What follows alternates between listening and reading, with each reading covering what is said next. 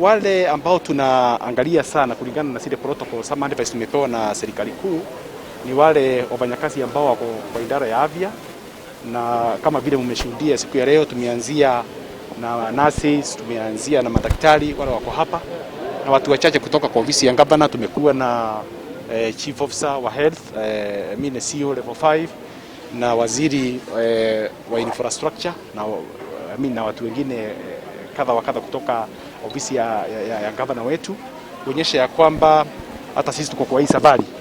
Kwa hivyo niseme ya kwamba tumeendelea vizuri, na pia nimesisitiza na nikauliza wale wafanyakazi wa hapa, wale wako katika hospitali ya level 5 na kule kwingine, wasiogope, manake hii ni vaccine ambayo imekuja kuwasaidia sana sana, tukizingatia ama tukiangalia kwamba wao ndio katika mstari wa mbele wakati wanapeana huduma ya afya kwa watu wetu.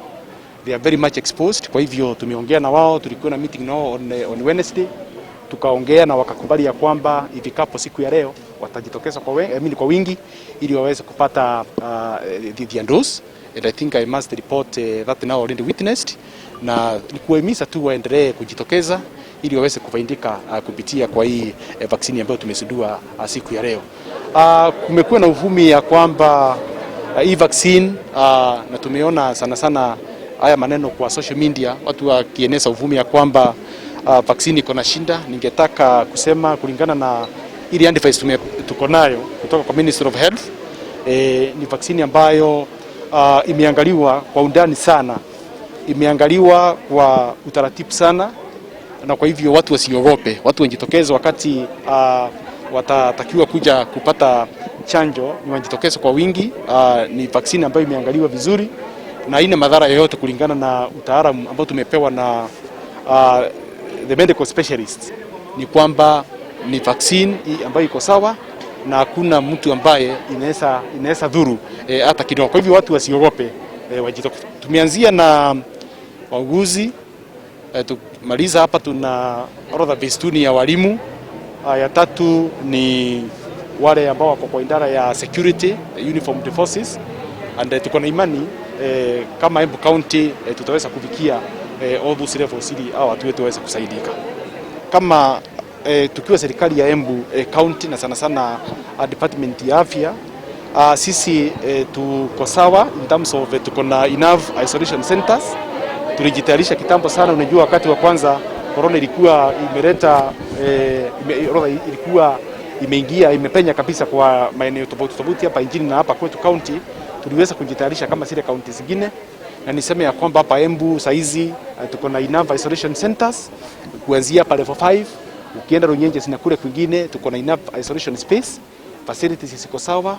Kwa hivyo niseme ya kwamba tumejitayarisha, madaktari wetu wako sawa, na niseme pia kwamba like the way it was 2 months ago, madaktari na wale wengine walikuwa wamegoma, sasa wako kazi.